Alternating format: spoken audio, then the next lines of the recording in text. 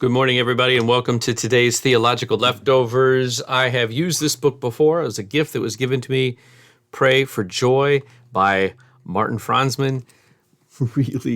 Really some great prayers in here. And last night I was reading two of them, and I don't know, I very well might have shared these before.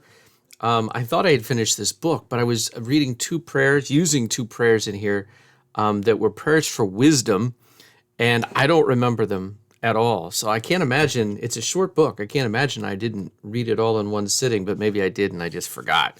So if I forgot, then if I shared this with you, you probably forgot. And this is worth not forgetting. So I want to share it with you again.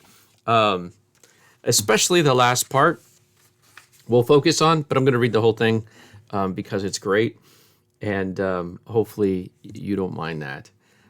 This is entitled, Thanks for the Beginning of Wisdom. O God of wisdom immeasurable, we have heaped up knowledge, sacked it, packed it in, and stacked it, reared it in towers that scratch your sky, sorted it out judiciously, classified it nicely, disposed it over surfaces on a ground that quakes beneath us. What are we then? Where are we now? At best, perched on boughs of indecision or huddled in nests of resignation. At worst, fluttering and hysterical, screaming a protest or singing flat songs of hopelessness in a hopeful key. What a book in praise of folly some cool-hearted wag could write of us if anyone had the courage still to play court jester to the King of Kings. Where shall wisdom be found? Man does not know the way to it, and it is not found in the land of the living. We know that now. God understands the way to it, and he said to man, Behold, the fear of the Lord, that is wisdom. You have taught us that. O God of immeasurable goodness, you have given your Son to be for us the power of God and the wisdom of God. For this we humbly thank you. O give us fear to bow before him in his foolish majesty, and learn a wisdom that will stand the shocks of the world and come through the crash and the howling of the end of the world. Whoa, isn't that something? I especially wanted to share with you that last part, the prayer. You have given us your Son, right? He's the power of God. He's the wisdom of God. We thank you. And then the request, the petition. Give us fear to bow before him in his foolish majesty, because the world looks at the faith, the Christian faith is foolish. They look at Christ crucified, God become flesh, crucified as foolishness, as weakness. They did then and they do now. So he says, give us the fear to bow before him in his foolish majesty. And I love this. Learn a wisdom that will stand the shocks of the world and come through the crash and the howling of the end of the world. What a prayer. What a prayer. First part, love it.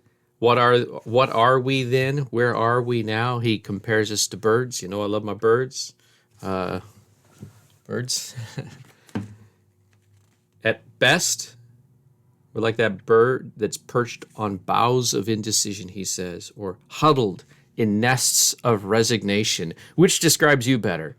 Perched on a bow, is it bow? On a branch of indecision?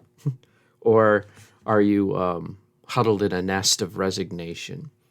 Right? He says, at worst, picture this, the bird that's fluttering, hysterical, screaming a protest. I like this, singing flat songs of hopelessness in a hopeful key. Really good stuff. Really good stuff. He describes the wisdom of the world, right?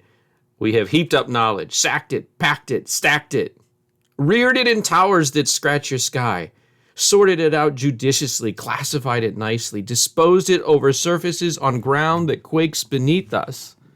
Wow. Great stuff.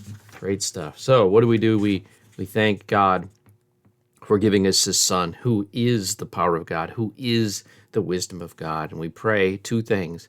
Give us fear to bow before him, and give us the wisdom that will withstand the shocks of the world, that will come through the crashing and the howling of the end of the world. This is our prayer.